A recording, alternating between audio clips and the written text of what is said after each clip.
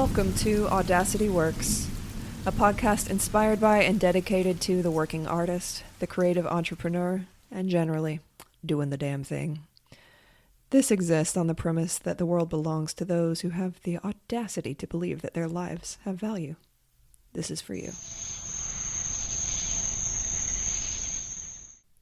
Welcome to Audacity Works. I'm your host, Rachel Strickland, and this is episode number 180.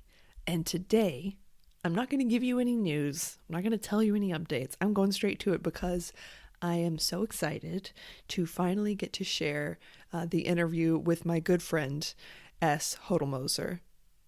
Or as you may know him, strange, wonderful creature. Ess is an award-winning Canadian circus artist, writer, actor, and stunt performer.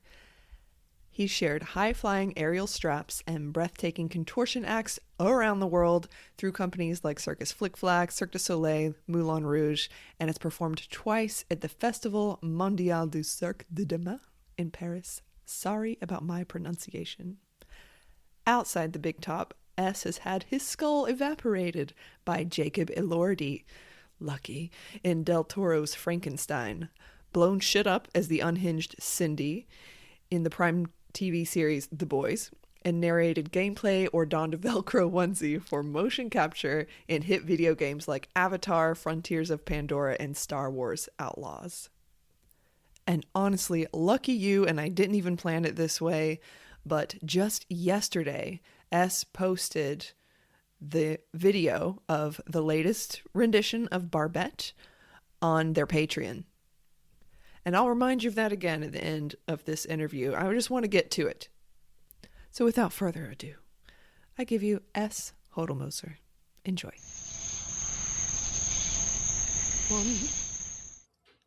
Hello, welcome. Thank you very much. I'm happy to be here today. I am so excited that I actually get to have you here. And when you came home after that last contract, you're like, I actually don't have shit to do. I'm like, what? Really?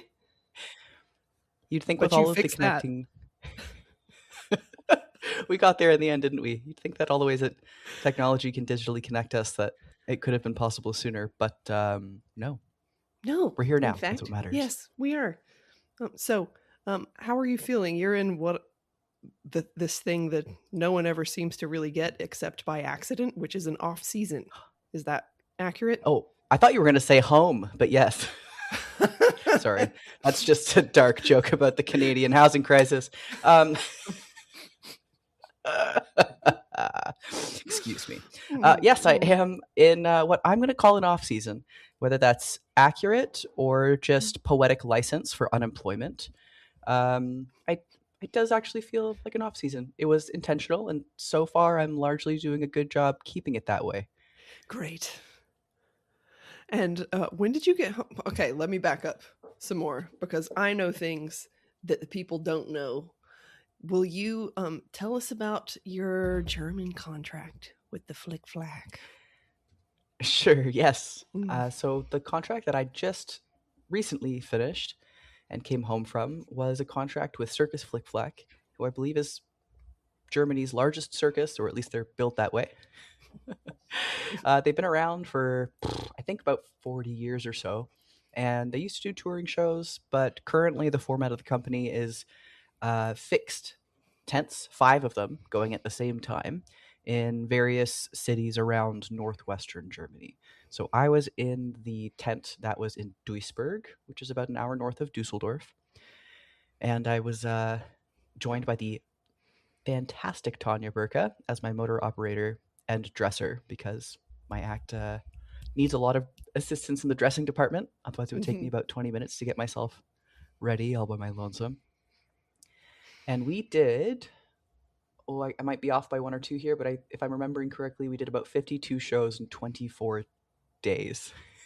Jesus Christ. In what they deceptively call a Christmas contract. So you show up at the end of November or the beginning of December. Shit really hits the fan once Christmas week proper has begun, all the way up until New Year's Eve. And we finished sometime in mid-January. I then had the bright idea, sarcasm, to just stay for a couple of weeks in Europe. Just 2 weeks, I said to myself, as if that's not an incredibly long amount of time to be somewhere other than home, speaking languages other than the one you're sort of fluent in. I mean, English. And try to catch the 48th Monte Carlo International Circus Festival in Monaco, and then following that, the 45th Festival Mondial du Cirque du Demain in Paris. So I did that, and then I dragged my exhausted butt back home to Canada. So does that mean that it's been a year already since you were in Demain? Yes. That seems it impossible. was the 1 year. Time has done funny things, hasn't it? Oh, yeah. Yes, they do this lovely thing where if you are a laureate, an alumni returning to watch editions of Cirque du Soleil, at the beginning, the host, the Monsieur Loyal, Calixte, invites everyone to stand up in the audience that has previously performed at the audience, and so you get to stand up in the tent. And I don't know, they must pump in a ton of theatrical haze at that point because it gets a little bit misty, and then the show gets going. And so that must have been very pretty emo. cool. It was actually, that reminds me of a French word I learned just last year, ému. E with the little slash going up to the right, accent aigu. MU, and it's like you're overwhelmed with emotion. Ému. I'm probably pronouncing it wrong, but it looks better like than emo. I could do. All right, that's perfect. Speaking of pronouncing French words wrong, I really want to tell everyone what you were awarded last year in the festival, but I'm going to say it wrong. Do you mind? Do I mind hearing you say it wrong? No, No, not at all. Would you please go ahead, Rachel? No, don't make me do it. I'm not going to get it right at all. Please tell me the name of the award. Sure. I presented a version of my aerial strap solo, which I call Barbette, at the 44th Festival Mondial du Cirque du Demain, or Cirque du Demain, to be less pretentious sounding about it. And I was very honored to receive 2 prizes. One was the Prix Cirque Phoenix, and the other was the Prix de la Barrière, which, if I was going to be glib, I might describe the second one as I was the technician and rigging team's favorite. Oh. for being like, it was like the Circus Miscongeniality Award. Oh my God. They were like, we liked your backstage demeanor the best. No, I am being glib. I don't know if that's what it was, but it is the choice of the crew, which does feel quite special. What an honor. It came with a really beautiful certificate, and as well, they have their own medal that they distribute, and it's the Golden Shackle. So it's like a big old Harkness shackle, the horseshoe with the pin that goes through it, and it's on some paracords, and it's just painted gold, the Golden Shackle. Where do you keep this Golden Shackle? Obviously, like on display in my little circus memento box. Very good. Near all my circus books. Yeah. I'm so glad you didn't say in a drawer somewhere. It would have been even worse if I said, oh, it's in my rigging kit.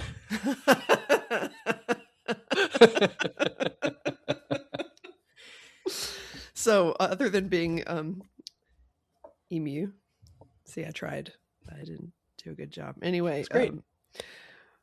How was it being back there after such a momentous, that's a lifetime achievement. For people who don't know, I'm just going to say it's a lifetime achievement. Well done. Congratulations. Thank you, Rachel. How did it feel to be back after, for the 1 year anniversary? It was much more overwhelming than I had expected it to be, and certainly more overwhelming than I had prepared myself for. Upon arriving back on the grounds of the festival at the end of January, I realized in one terrible fell swoop that I had done absolutely nothing that was going to put me in like a good mental or emotional position to suddenly be physically back in this space where, as you kind of indicated, I'd achieved something that I'd worked towards for many, many years. And perhaps just kind of naively was skipping along the path through the woods to the tent, being like, this is going to be great. I can't wait to cheer on my friends who are competing this year. And I got there and I was like, oh, great to see many familiar faces, lots of fascinating conversations, but my body remembered things that my brain did not offer. And then my brain caught up to a whole bunch of stuff that I literally just neatly packaged up in a box after competing in the festival in 2025 last year, and then never looked at again because I was like, you worked hard enough. We don't have to think about that. And so I didn't. Things like, oh, it's so interesting. It's a little bubble once you get there. The Cirque du Soleil Festival was originally created to be a showcase for new graduates. Well, for graduates of what at the time in the 1980s was the new system of post-secondary institutions that young artists could go train acrobatics at, along with cross-pollinating fields of study like theater and dance and acting, and have dramaturgical guidance and so on. So the one that folks in North America are often familiar with is the École Nationale de Cirque, or ENC, which is in Montreal. But parallel or similar institutions might be the École Supérieure des Arts du Cirque, or ESAC, in Belgium, the Centre National des Arts du Cirque, or CNAC, in France, as well as ENAC, the École Nationale des Arts du Cirque, which is just outside of Paris, the Fratellini School. And if you're really, really nerdy about Cirque du Soleil as a festival, you can go through the lists of laureates or even the selected artists generally, and you'll see that many, many of them are from ENC, ECQ, which is the provincial version of Canada's circus school in Quebec, produces brilliant artists as well as Belgium and France and so on. So you may have artists that are from all sorts of countries all over the world, and that's represented in the flags that are displayed at that festival. But if you do a little digging, a lot of them are from the same schools, and that points to the original purpose of this event. And now I've rambled and I don't remember where we started on this.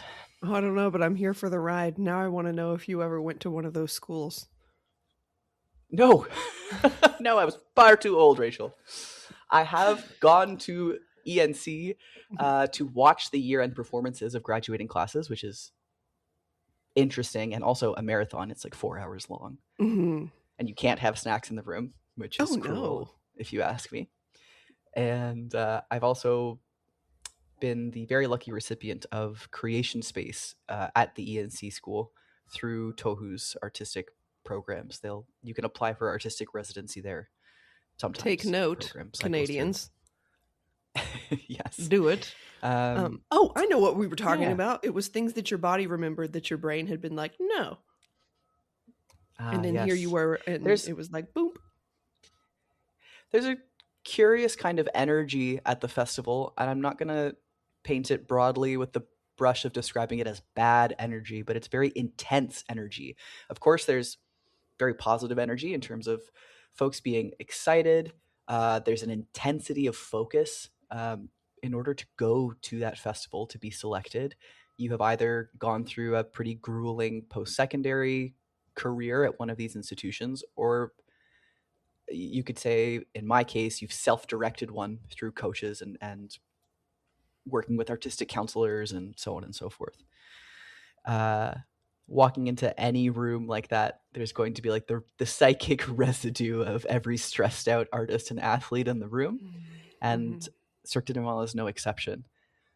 I felt like when I went to present Barbette there at the 44th edition of the festival, I had a steel trap sports psychology plan that I religiously stuck to. And I think it was the right plan.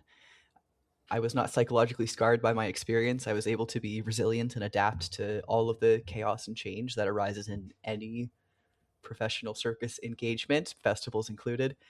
But upon returning this past January, maybe it was just fatigue from the Flic Flac contract I had just recently finished in Germany, but suddenly my mind was running a million miles a minute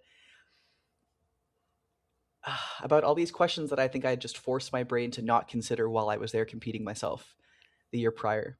I think we all want to know what this steel trap psychology, what did you call it? Steel Trap of Sports Fight Psychology? Yeah, The Steel yeah. Trap of Sports Psychology. It was a plan that did you write? Yeah. I'd have to dig out my training journal to give you specifics about it, and it would be really cringy, which does not preclude me from sharing it. However, in a different lifetime, when I was a semi-professional Muay Thai fighter, I stumbled across a sports psychology book and thought, why not? And that was my first brush with trying to self-apply some of the drills and brain games that were laid out in this book, essentially, which boil down to rich visualization practices, reflexive writing, and identifying what your weak points in your practice are or performance and what your strengths are, and condensing these down to like tight little mantras that you repeat to yourself to like self-hypnotize, maybe would be a way of describing it. That's not how it was described in the book. That's my post-mortem evaluation. And even more like truly like distilling something down to single word cues during movements or moments in a performance where you second guess yourself or stumble and fumble. I found it particularly useful. And go ahead. The title of this book? Yes. I think it was literally just Mental Toughness. Hold on, let me look it up. Ooh. It was this small little book. Was it Mental Toughness Training for Sports? Okay, this wasn't the one. But this guy has done an interesting podcast on it as well. And everything you read about it essentially comes from this man's field of study. Interesting. His name's James. I'm not going to pronounce his name correctly. It's spelled Loehr. Loehr, perhaps. His 1995 book, The New Toughness Training for Sports, subtitle, Mental, Emotional, and Physical Conditioning from one of the world's premier sports psychologists, gives examples of like a toughness program, if you want to call it that. This sounds so dangerously adjacent to manosphere BS. It does. I just want to note this predates that by about 30 years. But nuance is important. Yes, the author was a psychologist working with world-class athletes, so Olympic gold medal speed skaters and so on like that. And his books are classics for this subject. A lot of it is for baseball, basketball, football, sprinting, speed skating, I guess. So you have to be creative in translating it to something like circus arts. Yeah. But it's something that I wove into things. And I think it certainly helped me. My brain is going to be yapping constantly. And so I insisted upon it that if it would constantly yap, it would only yap encouraging things. Nice. Damn. All right. Well, I'm going to put a link to that in the show notes. Everybody go buy it. To be translated. To inject some realism back into that point before we move on, though, I remember when I finished the festival last winter, I was like, wow, I can really feel it, and I can see it in my choices, how I carry myself and how I speak, that I am a much more confident person than I was before this experience in my life. Part of that could be chalked up to achieving a huge goal. But I also know that part of it was quite literally, linguistically, you're like reprogramming. There's neuropatterning going on when you talk to yourself or write things about yourself that consistently. Every single straps lesson that I had, every single rehearsal that I had, I would start with quick writing. I'd write about how I was feeling that day. And then I would acknowledge if I wasn't feeling well, if I was feeling insecure or doubting my ability to get it across the line. And then I would write a bunch of bullshit that absolutely wasn't true in that moment about how that wasn't the case. And I'm the best thing since sliced bread or whatever it was. Thankfully, I don't think it was exactly that phrase, but right. Good enough example. And then after the lesson, I would do the same thing immediately, like a grade 3 teacher with a blue pen and never a red one. I would just write down all the things that went well. Quite literally, like, good job, like, you really nailed that. Or like, hey, good job on improving this thing. That's way better than last time. Or like, hey, that shoulder that's been a little funny is holding strong. Like, see, you can do it. Like, truly, I can't burn those books because I will need to refer to them again next time I need to self-brainwash into excellence. But I hope they never see the light of day. While I was doing those exercises, I was consumed constantly by the thought that this was the most narcissistic thing that I could do.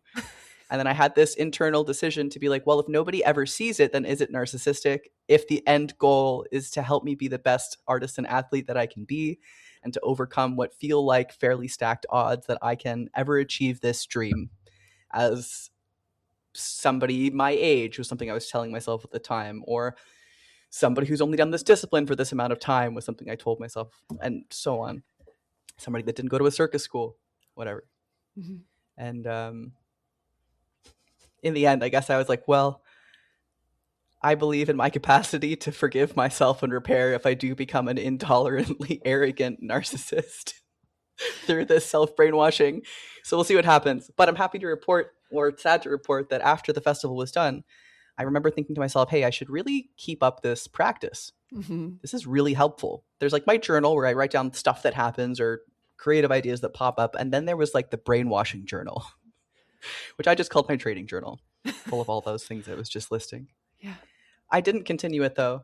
And I watched in real time the drop off in myself. Wow.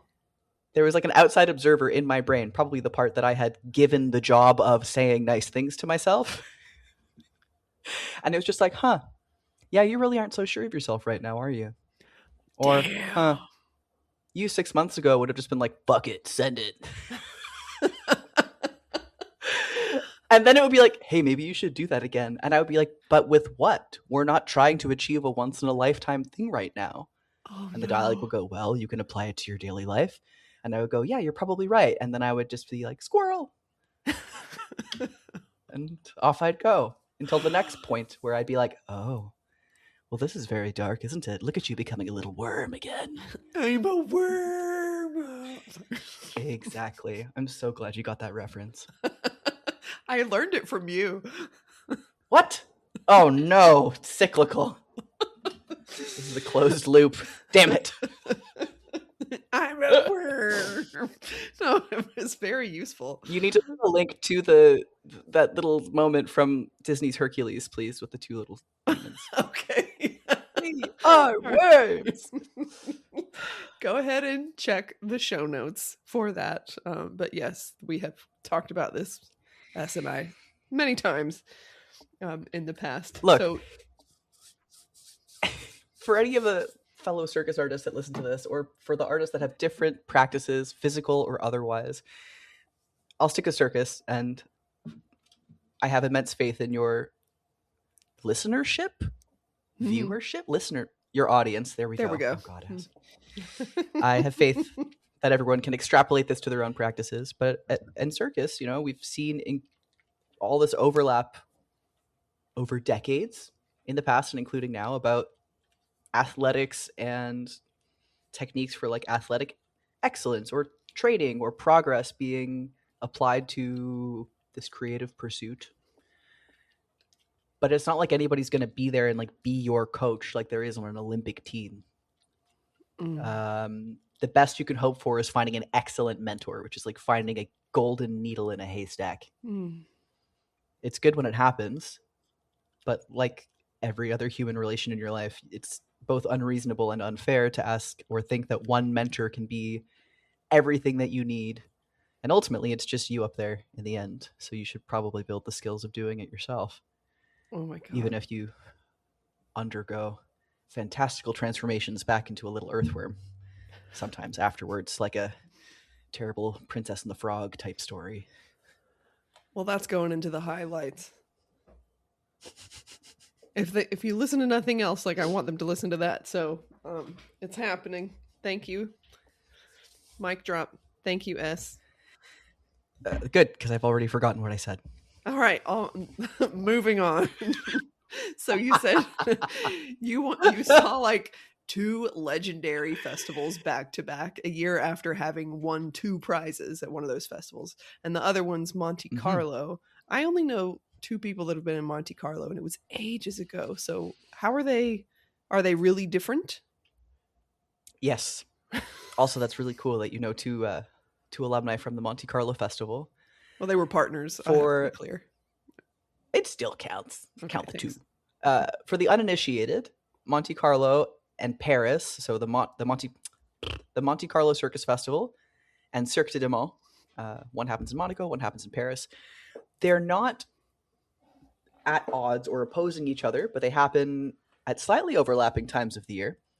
And the simplest summary you could maybe go for to illustrate their differences is that Cirque du Soleil is often perceived as a contemporary festival. So like I mentioned earlier, originally it was started to showcase young talent emerging from post-secondary institutions. The unspoken second part of that is as opposed to from generational circus families in Europe, which is what the Monte Carlo Circus Festival realistically was started or exists for that reason, to showcase people from generational circus families. Or more simply put, Cirque du Soleil is contemporary and Monte Carlo is more traditional circus. The Monte Carlo Festival was started by Prince Rainier III of Monaco in the 1970s, I think, pulling that out the top of my head, because he wanted to preserve and be a patron of an art form that he loved. And I think it'll be its 50th. Yeah, it'll be its 50th anniversary in a couple more editions.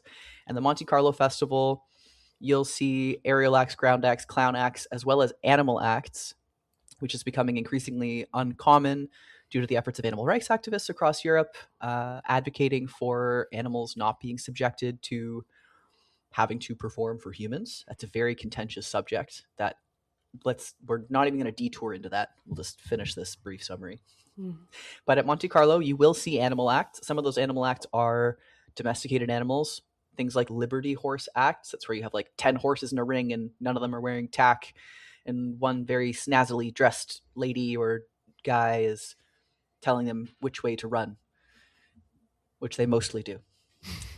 Or Roman riding. So you got two horses running around in a circle over and over again and someone's standing like 1 foot on each horse sort of thing. You'll see those kinds of horse acts. Dog acts, trained dogs, trained cats, trained birds. I saw a bird do backflips at Monte Carlo in January. A pigeon, a very talented pigeon. And then occasionally exotic animals. So you'll see zebras. There was a giraffe 2 years ago. There was lion acts and tiger acts. And this is very much moving towards being a thing of the past for the legislative reasons I referenced earlier. There were no exotic animal acts at the edition of the festival that I saw. I was really inspired to go because my friend Lucky Hell was doing her aerial sword swallowing act. She'd been invited to present at Monte Carlo, and I wanted to go support. We'd never met in person after, I think, 10 years of internet friendship. So that was a pretty cool first in real life meeting. But you cannot apply to Monte Carlo, is the fun part. You can only be selected. And what I've gathered through little eavesdropped Snoopy little breadcrumbs is essentially there's a few folks representing the festival who go to all the other festivals that are happening around the world in China, Cirque du Soleil in Paris. They'll maybe go to graduating shows at some of these schools, but they'll be at Circus Krona and Circus Knie and checking out, even Flic Flac actually sometimes. They'll be going around to all the circuses that are actively on around continental Europe and just taking note of who they think might spark the attention of Princess Stephanie of Monaco. And these artists are put in a little dossier, and that dossier is presented to Princess Stephanie of Monaco. And then Princess Stephanie of Monaco says, I like you and you, but not you, not you, yes, you. And then you are offered an invitation to come. Damn. Cirque du Soleil, you can apply. There's an online web portal. You can apply all year up until October 15th. Of the 20 acts that are put into Cirque du Soleil, I would say, I'm guessing, but I think at least half are already filled by students who are graduating from those schools I mentioned earlier. Mm-hmm. But then, yeah, there's hooligans like me that they let in as well. Oh. But a hooligan like me would not go to the Monte Carlo Festival unless Her Royal Highness Princess Stephanie of Monaco decided that she really wanted to see Barbette, which frankly might not be in alignment with the aesthetic codes of traditional circus. It is debatable. But when was it? How long ago was it that Barbette started as a contortion piece on ground, and you filmed it in that beautiful little studio? Oh God, yeah. Terrible. It was a harrowing experience, if I remember. It looked gorgeous, though. I did block that out in my memory, so that's all just rushing back. I believe it was 2021. Sorry for the boost there. I remember it because I loved it. I thought it was really beautifully done, and I know that it was down to the wire timing wise, and everything had to come together, and the costume was a big pain in the hole, but it was beautiful. It was beautiful. Oh, thanks, Rachel. And it ended up being a study, I guess, like a really hard study for what Barbette ended up being in the air. Yeah. You reckon? Yeah, that lived for about half a year, and then I decided I'd do it for aerial straps, which was a terrible idea. Even what year are we in now? 2026. This was even a terrible idea 4 years ago. When I started, I had a friend of mine who had recently graduated from ENC with an aerial straps act, who was like, "For the love of God, don't do straps. Everybody's doing straps." Mm-hmm. She said this to me 4 years ago, and I was like, "It's too late. It's all I can do. It's all I'm good for."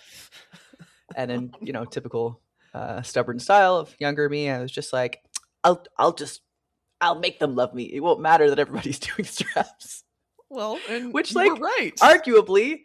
Arguably some success was found in that capacity, but also she's not wrong. In fact, she's only gotten more right as time has progressed.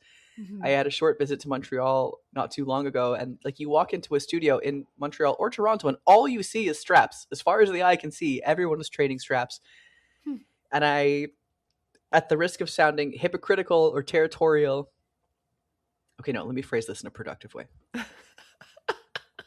No. I'm very curious about. Oh, what you want me to be a little shit disturber? Go Rogue. I think. Look, I fucking love straps. Also, in retrospect, I, true to form, had my head buried very firmly in the sand about it being essentially a highly externalized apparatus of gender transition for me. But I was like, no, it's about the art. I just love this apparatus. No other reason. Certainly not all the things we associate with it. But for the masses, the legions training straps, one, if that's all you see anybody else training in a studio, you're going to be like, wow, that looks super cool. That's going to happen no matter what you see in a circus studio. Some folks will walk in and be like, wow, flying trapeze, or wow, that juggler's, doing 6 clubs or whatever. But if you only see people doing straps and not silks or dance trapeze or whatever, then yeah, I mean, it's creating at least the first whispers of a visual blueprint for a new person in a circus studio. Mm-hmm. And then straps is based off of gymnastics rings originally. And to do anything on aerial straps, you have to undergo a dedicated, grueling slog over years to build up just the baseline physical strength to do the foundational technique. Unless you're starting as a rock climber, and then you might have some pretty good translatability there. And then on top of that, you have to now make something with this incredibly physically difficult thing. All circus is hard, and all circus hurts. And every circus artist loves to explain the ways that their discipline is truly the most painful and dangerous and so on. And everyone is right. But I do think it's very difficult to create work with aerial straps as the medium unless you are interested in creating work that falls within a very narrow aesthetic and artistic range destined for commercial staging. And if it is destined for commercial staging, then all these other questions come in that you don't see in the studio, like, what is an act that I can sustainably perform 2 times a day with no days off for several weeks at a time? So I see everybody training straps in the studio. I think it's comforting for our little lizard brains because it feels like working out. It feels sequential and stepwise and logical rather than the messy peaks of success and valleys of deep despair that are, I would say, more reflective of a creative process. And then it's hard to make something that doesn't look like everything else. Amen to that. Or communicate that to an audience. I don't even remember where I started. See, look what you've done. Now I'm on a Straps shit posting streak. God damn it. Honestly, it's not very discouraging. You're just telling the truth. I suppose. I mean, aerial silks were the it discipline before straps. It could be argued that hair hanging was having a moment. Maybe is. I feel like it's perhaps peaked and sustaining a plateau. Could be my perspective bias, though. And I think they, as if there is a capital T, they. There is not. There is no circus mafia. It could be argued that teeterboard was trying to be positioned as having a moment, if only because of demand from circus producers. So if you want to guarantee having a job, you would do teeterboard. Unfortunately, if you want to guarantee blowing out your ACL, you can also do teeterboard. Very high injury rate with that discipline, which, if that doesn't scare you on a personal level, nonetheless kind of kills your I make money by doing this aspirations pretty quick. Yeah. Or at least pauses them. I don't know a lot of, actually, no, I don't know any, not one single circus artist who got into it because they wanted to make money. I mean, they hoped to make money, and some of them did, but, there are a lot less painful ways to make a living. It's not the reason that people are attracted to this art form. Can you think of any artists that you've met who did get into it because they wanted to, and I quote, make money? No. It's just not the appeal. No. I think the secondary descriptor there, to talk about any artistic pursuit through a framing of I want to make money doing it. And on the surface, of course, that sounds like that's your get-rich scheme, which is a joke. Yeah. But I don't think that is what any of us mean when you say I want to make money doing what I do. I think the shorthand is I want to be able to keep doing this, and to do that, I have to make money either by doing this or by doing something else. Yes. And that's a lot of my friends and colleagues, at least in Montreal circus spaces. But yeah, different ecosystem. It is different, and although you had mentioned in a text conversation we had several weeks ago that like circus work was going better than film, which was unexpected. Yep. Yeah, the film industry is continuing to struggle. For any of your listeners who are tuning in, that's one of my other jobs. Questionable if I should use present tense or past tense, but whatever. Use present tense. I just saw you die in a backbend as an old Norwegian sailor several weeks ago. Danish sailor. I was a Danish sailor. And the beard was fantastic. Right. So I dabble in film work, and it's been a way that I've survived as I claw my way upwards in my circus aspirations. But yeah, that industry has struggled heavily since the pandemic and a couple subsequent strikes, writer's strike, union strike, actor strike, pardon me. Mm-hmm. And frankly, the streaming bubble popped.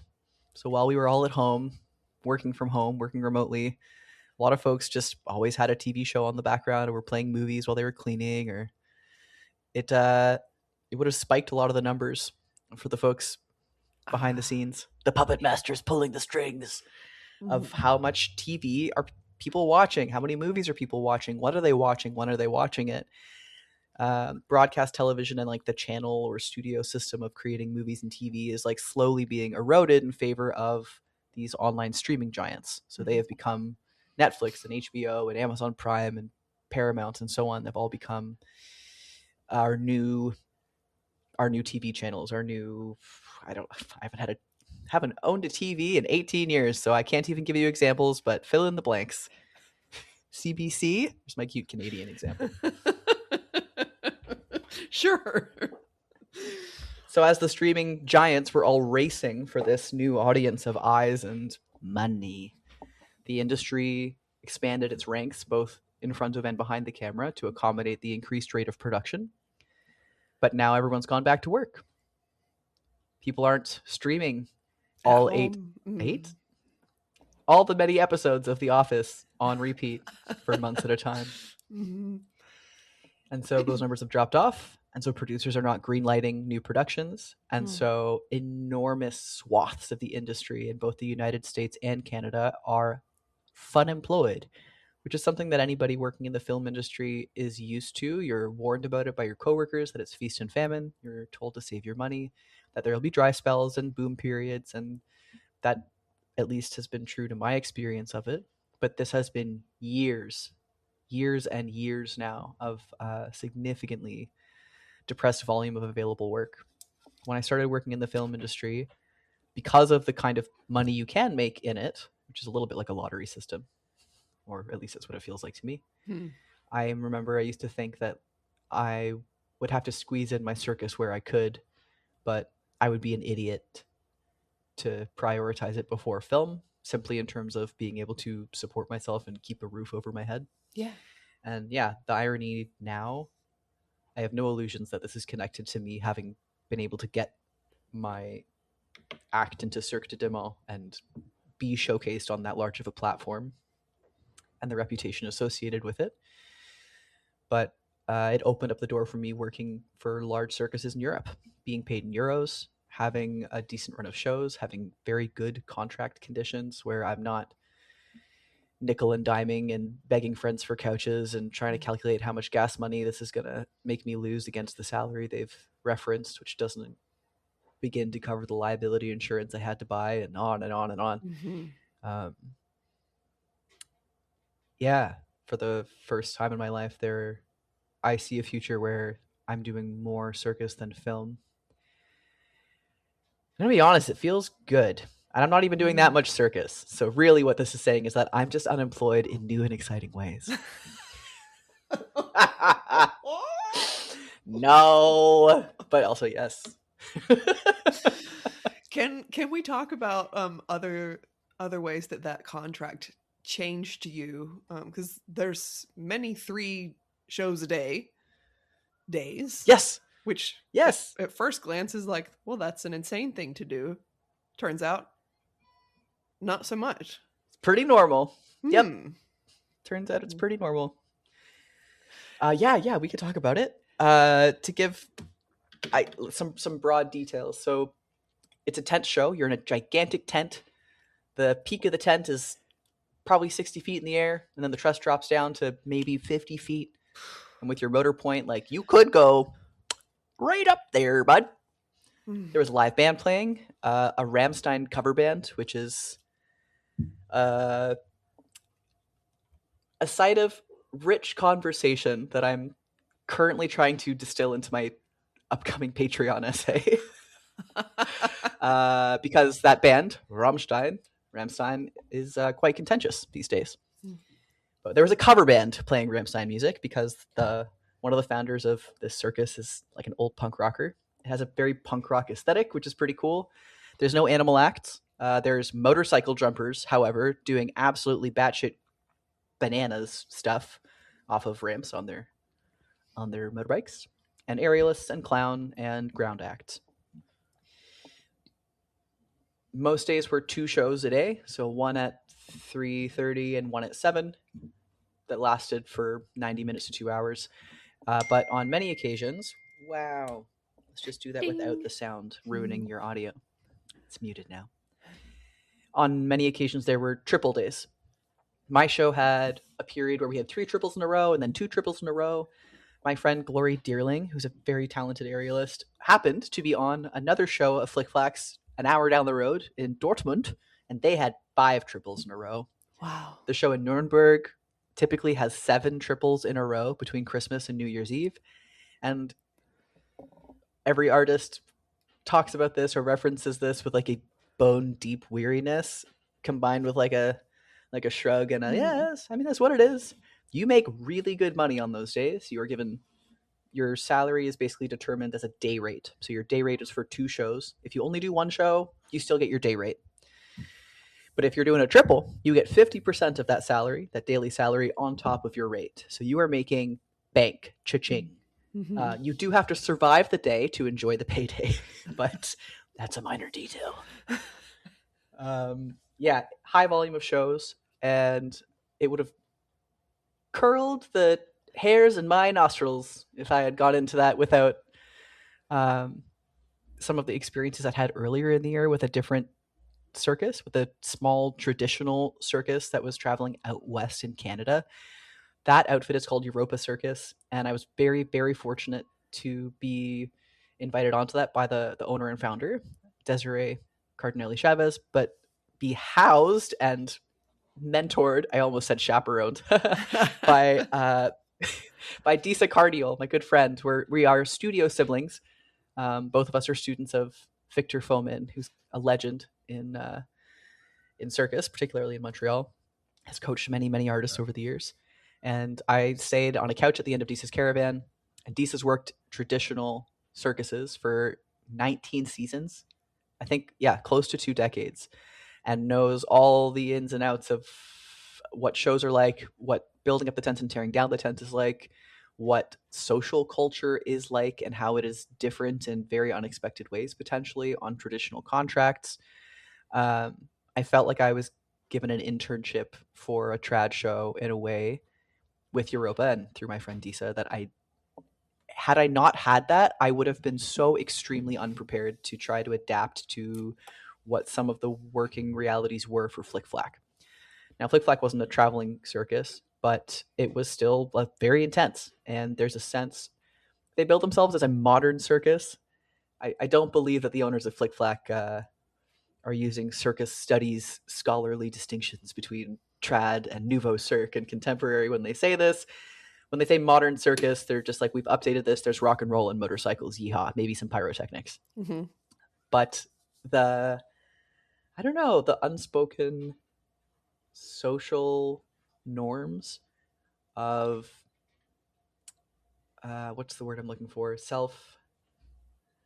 Being very self-directed, being self-sustaining, of endurance, of a high tolerance for chaos and variability is required. Not only to do well and gel well with the rest of your cast and crew, but to psychologically survive the experience with minimal scarring. Yeah. The thing that I learned on this Flic Flac contract that surprised me the most, one, is that my body can tolerate that high a volume of shows. 2, many of the artists on my cast and casts with the other cities for Flic Flac were returning artists. This is a company that people liked to come back and work for, and for a reason. The tent I was in had a capacity of about 1,500 people, and they were on their feet every single night. It was incredible. I think I presented Barbette to about 50,000 people over the course of the contract. Oh my gosh. And they were like lifting the top off the tent with how loud they were cheering every night. Flic Flac has built a really interesting community in terms of its audience profile. And that was something I'm still thinking about now back in Canada several months afterwards. But the thing that I thought about the most, that you and I have talked about a little bit, that totally took me by surprise, was the average age of the artist on the show. The average age of the artist on my show in Duisburg was closer to 30 to 35 than it was to 20 to 25, which was such a departure from what I, in my little Montreal baked brain, even Toronto, I don't know.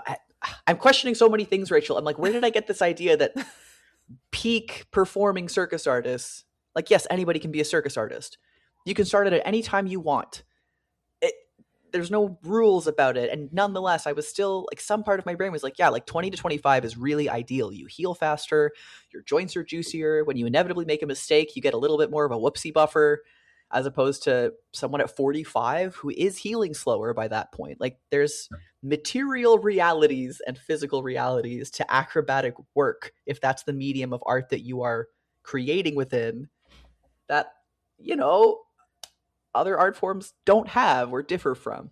Well, it's no mystery to me at all why you thought that. It's only been hammered into your skull that, you know, life is over by the time you're 27 for your whole life, regardless of your artistic pursuits. So, if you're a woman, I do think that's a gendered statement. I think young men approaching their 30s experience different sorts of pressures, but there is something very unique to you might as well just lay down in the grave, I hope you've been digging, and die. Mm-hmm. If you are a performing woman who looks like she might be getting over a certain age, or you better be able to recreate that look, which for circus is easier than film, because film now has 4K cameras that can see your blackhead's blackhead, as opposed to the 30-foot rule. The 30-foot rule of circus makeup. But I digress. But I loved when you told me that, and I'm so glad that we got to say it on the not that in particular about, you know, digging your own grave as a woman, but that the average age was closer to 35 than 25. And this was. Go ahead. No, I cut you off. No, she a lyra artist. Something about the lead aerialist in that contract. Is that yes? She's in her 40s. Term? Yeah. Yeah, one of the star aerialists on my show is in her 40s. Tanya Burka, who I said earlier accompanied me as my motor operator and a like all-around assistant, also would not have been able to do that contract without Tanya. But I also could not have brought Tanya unless that contract paid me well enough that I could literally be like, hey, are you available? I will pay you out of my salary, which is bananas. Mm-hmm. Mm-hmm. Tanya only recently retired from performing. Tanya is a graduate of the Montreal Circus School from 20 years ago. She can say that she performed for 20 years before retiring from performing. And now she is an absolutely whiz-bang fantastic stage manager and technical director and artistic director and jack of all artistic trades. And when available, I spirit her away to my various bad choices turned excellent adventure stories. I don't know, Rachel, what would you say the average age of the artists who do your Audacity project cycles are? It's not a question that I ask them, although it does come up. Probably 30. Yeah. But skewing more and more towards 35 lately. And do people have anxieties about their age? Always. In terms of productive potential? It's usually more background noise, just because it's been, you know, it's been hammered home subliminally, very clearly. But yeah, mostly for AFAB people, but not only.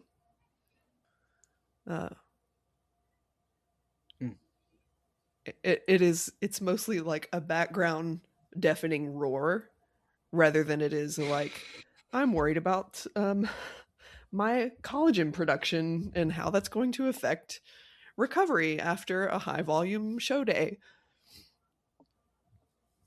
So yeah, it's mostly just demons in the mirror that they didn't put there. This detail about my Flic Flac contract, I truly think has changed my brain chemistry.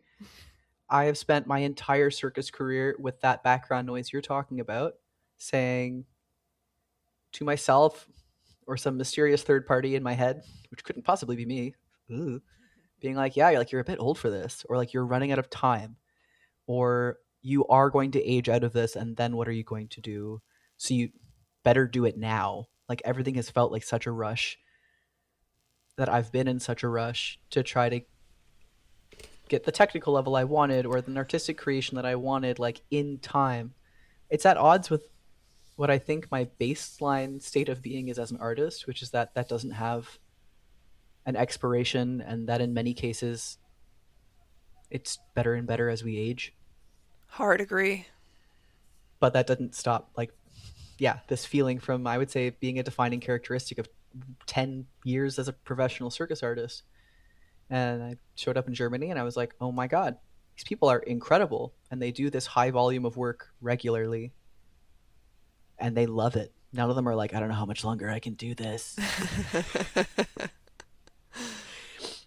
I went into my Flic Flac contract, even post Cirque du Soleil for myself. I was like, okay, I would love to work in Europe. I haven't worked in Germany. I haven't worked in Switzerland. It would be really cool if I could do that before I choose to begin transitioning to something else, because eventually I'm going to have to stop. And yeah, I showed up and I was like, oh, maybe this is just the beginning of something. It's funny, when I think about the circus artists I know who their careers are maybe close to like what I in my wildest dreams could hope I could have similar experiences to, they are in their late 30s. They're in their late 30s and their warm-ups and cool-downs are very different looking than what they were 10 years ago. But they love every second on stage, and they're not viewing their careers or their choices or their time as a limited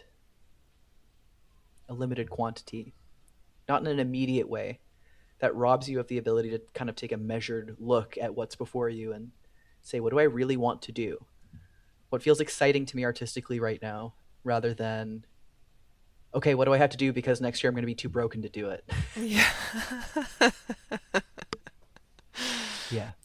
So, how old are you? I haven't said my age for any public stuff on the internet, because I think it's one of the very few pieces of private information about myself that has not been made public. Oh, that is so fair. That and my legal name. Mm-hmm.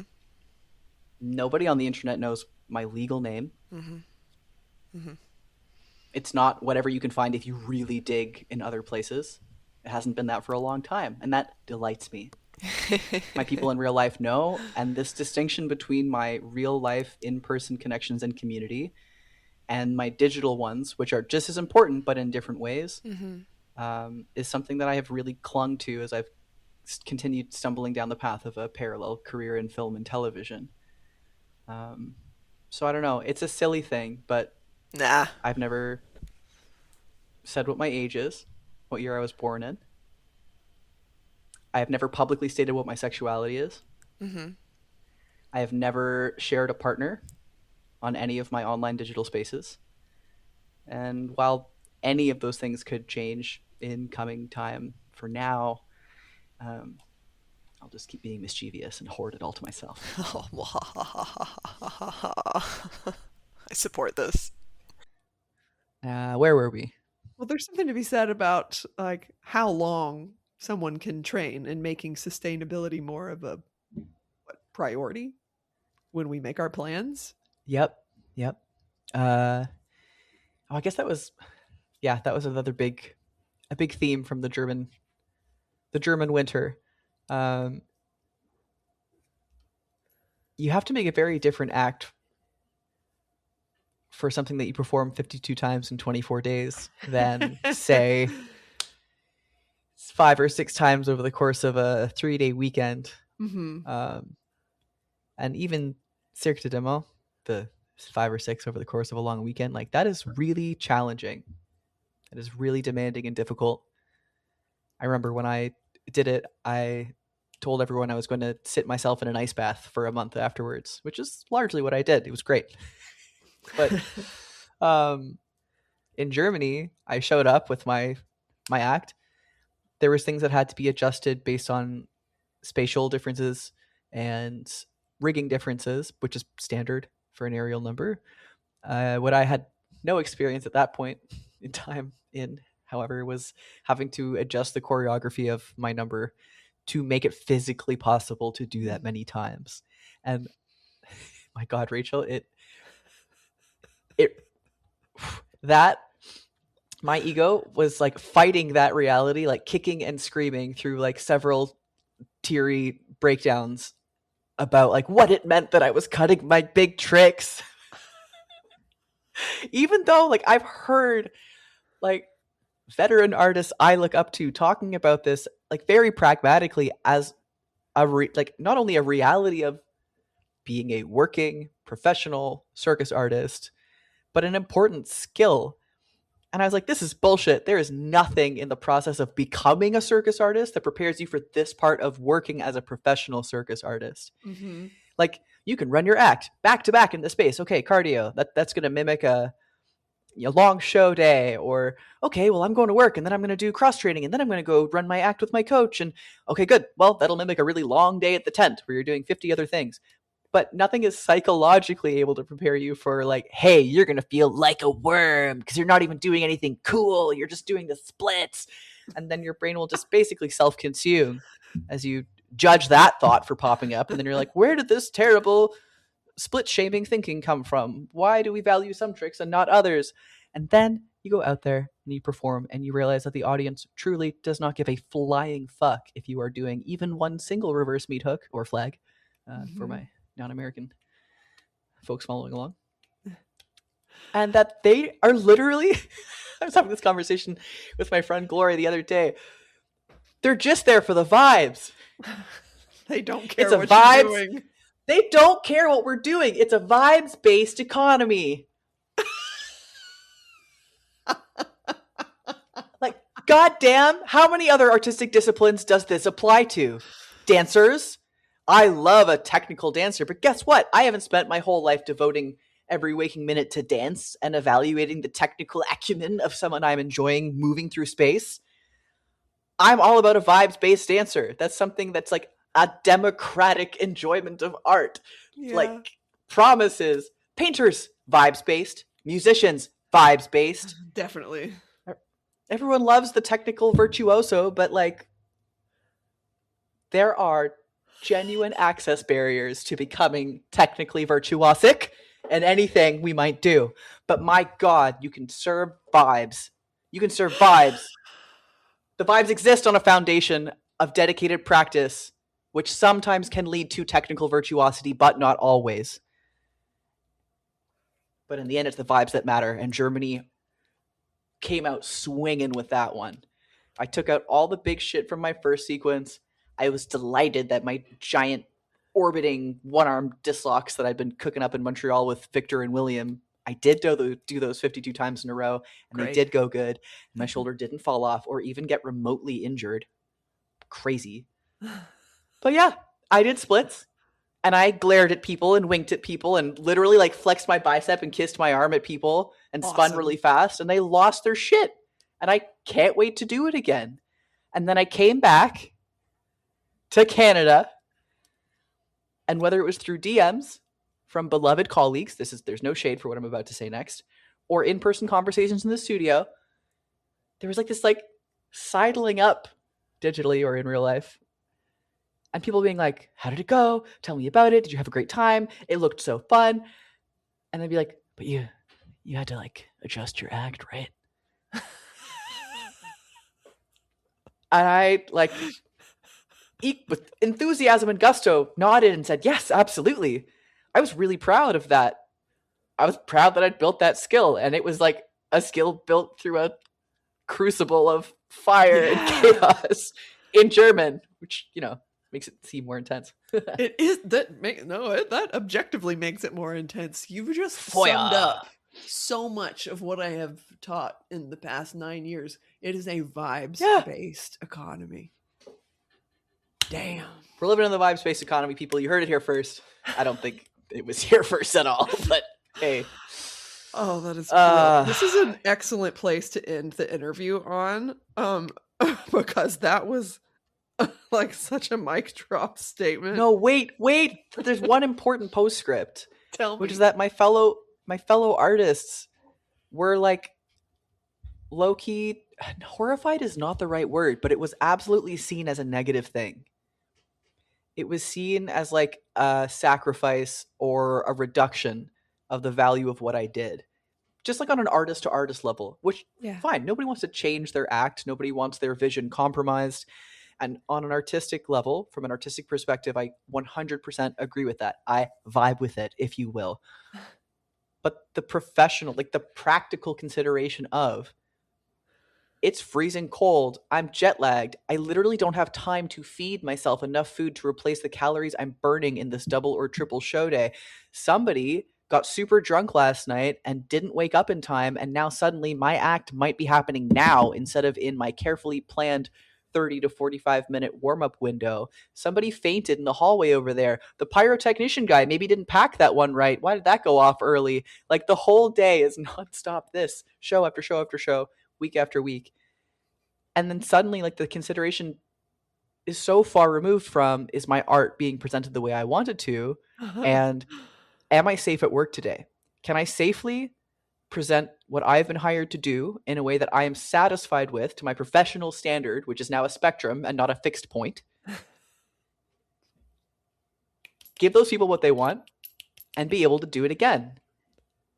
So yeah, vibes-based. But we'll have to talk about it another time, but I am fascinated by what I would observe as a significant divide between like the conversations and perceptions peer to peer within the industry about that versus the perceptions and peer to peer conversations of folks that work for companies like Flic Flac, like do big high level contracts in Europe that are high volume and understand that, well, yeah, the realities of that professional grind. There's nothing in studio life or act creation or, I don't know, even if school, like the circus schools really prepare you for those particularities.